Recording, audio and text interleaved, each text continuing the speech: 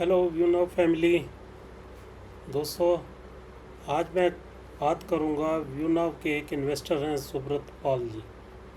मैंने उनका एक वीडियो देखा, उसमें वो ईडी से गुहार लगा रहे थे बैंक अकाउंट खोलने के लिए।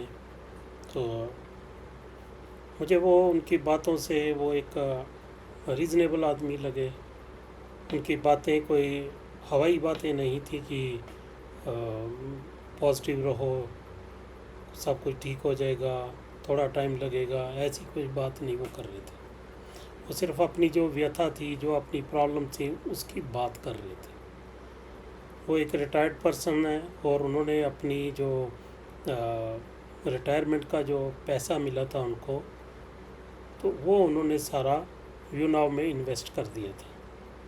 तो अब उनको कोई रिटर्न नहीं मिल रहा है, जो पेंशन पर ही उनको सरवाइव करना पड़ रहा होगा, तो इसलिए वो गुहार लगा रहे थे।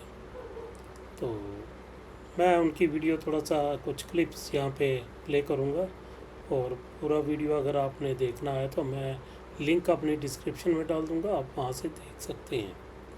तो चलिए आइए देखते हैं।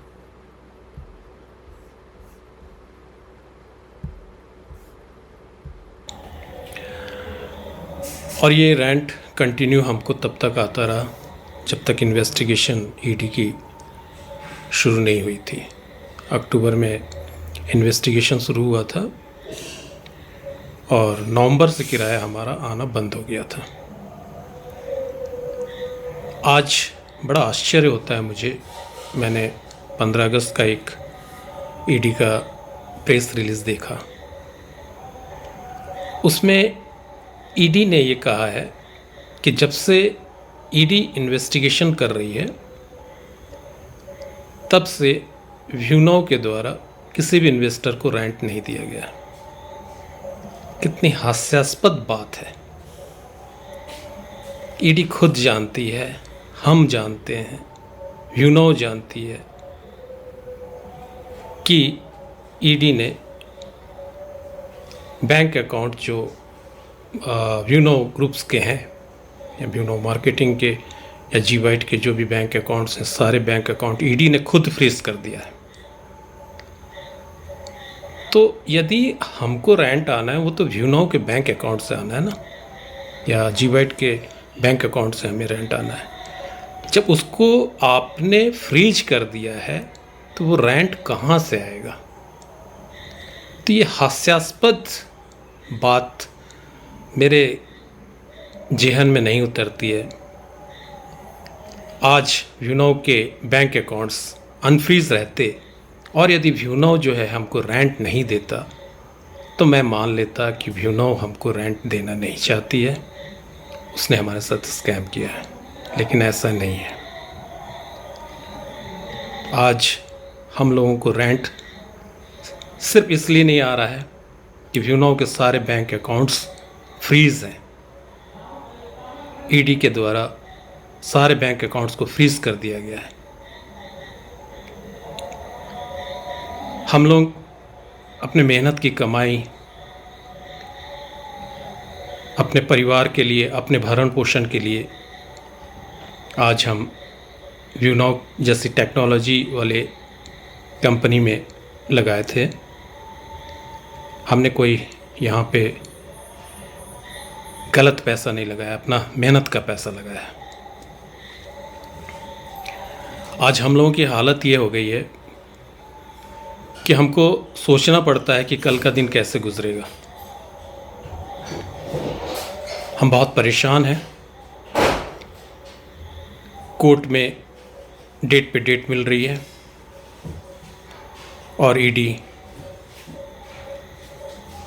रेड पे रेड मार रही है। ईडी सर आप सही कह रहे हो, लोग परेशान हैं।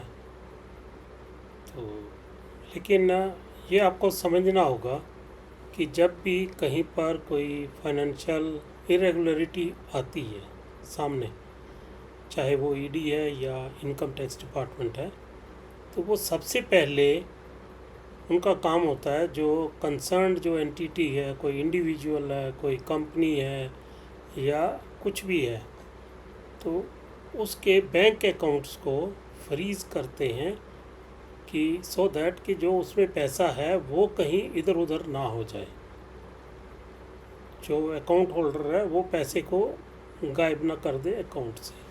ये उनका पहला स्टेप होता है, ये उनका एक प्रोटोकॉल है। इसके ऊपर शिकायत करना बनता नहीं है कि अकाउंट क्यों फ्रीज़ किए। नंबर 2, आपका जो अकाउंट्स फ्रीज़ हुए वो इसलिए नहीं हुए कि व्यू नाउ आपको रेंट नहीं देना चाहती थी या रेंट नहीं दे रही थी, इसके लिए अकाउंट्स फ्रीज़ नहीं है। वो उनका जो प्रोसीजर है उसके अंडर उन्होंने फ्रीज़ किए हैं। आपका जो सवाल बनता है वो जो व्यू नाउ की मैनेजमेंट है उससे सवाल कीजिए ना, कि जो टेक्नोलॉजी थी वो कहाँ गई, जो आपको कन्विंस किया गया था, जिन चीज़ों को देख के आप मोटिवेट हो गए, आप सेटिस्फाई हो गए, आपने पेंशन का पैसा सारा लगा दिया, उसके ऊपर सवाल आपका बनता है व्यू नाउ की मैनेजमेंट से। अब जो लोगों ने पैसा व्यू नाउ को दे दिया है वो पैसा व्यू नाउ की प्रॉपर्टी है, उसके ऊपर लोगों का कोई क्लेम नहीं बनता। हाँ, एज पर एग्रीमेंट आपका क्लेम जो बनता है वो व्यू नाउ से बनता है। तो ये इतनी सी बात आप समझ लीजिए कि बार बार लोग बोल रहे हैं कि ईडी ने पैसा रोका, ईडी ने पैसा रोका, ऐसा नहीं है। जो उनका प्रोसीजरल जो सिस्टम होता है उसी के अंडर उन्होंने ये फ्रीज़ किए हुए बैंक अकाउंट्स। चलिए आगे देखते हैं, आपको सुनते हैं। और जो कि हम लोगों को अपने प्रेस रिलीज में भोले भाले निवेशक कहता है, तो मैं ईडी महोदय से दरख्वास्त करूंगा कि हम भोले भाले लोगों के ऊपर दया करिए, व्यू नाउ के बैंक अकाउंट्स खोल दीजिए, और उसके बाद यदि व्यू नाउ पेमेंट हम लोगों को रेंट नहीं देता है फिर आप कुछ कार्रवाई कीजिए। आप एक बार व्यू नाउ के एमडी से पूछ तो सकते हैं कि आप इन्वेस्टरों को उनका रेंट देंगे या नहीं देंगे। यदि वो मना करते हैं, नहीं देते हैं, तब हम ये सोचेंगे कि हमारे साथ स्कैम हुआ है। हम अभी कैसे मान लें कि हमारे साथ स्कैम हुआ है? हमारा रेंट प्रॉपर आ रहा था, और इस बीच जो इन्वेस्टिगेशन शुरू हुई थी उसमें हमारे एमडी सर ने आके कई बार यूट्यूब में ये भी कहा कि हम आपको रेंट देना चाहते हैं। व्यू नाउ ने पंजाब और हरियाणा हाई कोर्ट में एक पिटीशन भी दाखिल किया था जिसमें उन्होंने ये कहा था कि हम डिपॉजिटरों को पैसा देना चाहते हैं, हमारे बैंक अकाउंट्स खोल दिए जाएं, बट बैंक अकाउंट्स नहीं।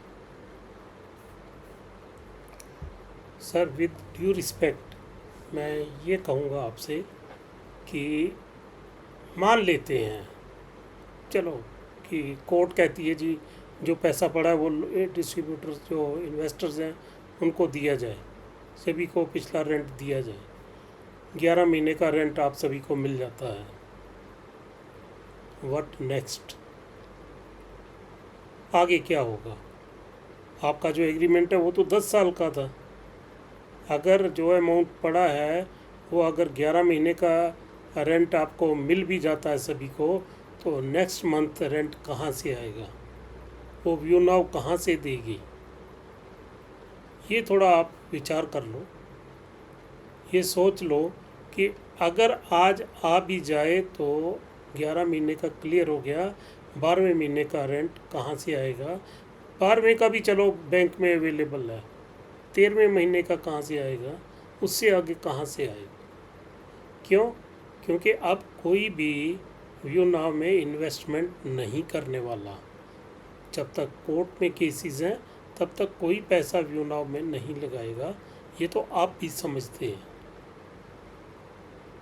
तो इसलिए सर थोड़ा सा आप अपनी जो सेल्फ जो आपकी स्टडी है वो थोड़ी सी कर लीजिए। जो ईडी की रिपोर्ट्स हैं, जो ईडी के डॉक्यूमेंट्स वहाँ पे कोर्ट में जो प्रोसीडिंग्स हुई हैं वो आप थोड़ा सा पढ़ लीजिए, वहाँ पर आपको सब कुछ क्लियर हो जाएगा। तो बाकी रही बात, लोगों का पैसा फंसा है, लोग मुसीबत में हैं, लोग बहुत परेशान हैं, इसमें नो डाउट आप 100% ठीक कह रही हैं। आपकी प्रॉब्लम भी जो जैसे बाकी लोगों की प्रॉब्लम है वैसे ही आपकी भी प्रॉब्लम है। तो इतनी ही बात करनी थी सर। अगर मेरी किसी बात से आपको हर्ट हुआ है, आई एम सॉरी, लेकिन जो मैंने कहा है अगर वो गलत है तो प्लीज़ मुझे कमेंट करके बता दीजिए कि मैंने क्या गलत कहा। बाकी साथियों, आपने भी अगर वीडियो देख के कोई अगर आपका विचार है, कोई आप कहना चाहते हो तो कमेंट ज़रूर कीजिए। वीडियो को मैक्सिमम लोगों तक शेयर कीजिए सो दैट लोगों को पता चले कि भाई सिर्फ ईडी को ब्लेम करने से कुछ नहीं होने वाला। जो भी आपको क्वेश्चंस करने हैं, जो ब्लेम करना है, जो अगर किसी को पकड़ना है तो आपको उसकी मैनेजमेंट को पकड़ना है, और साथ में लोगों की हेल्प कीजिए। जो बहुत परेशानी में है उनकी हेल्प ज़रूर कीजिए। थैंक यू, नमस्कार, मिलते हैं नेक्स्ट टाइम किसी नए टॉपिक के साथ।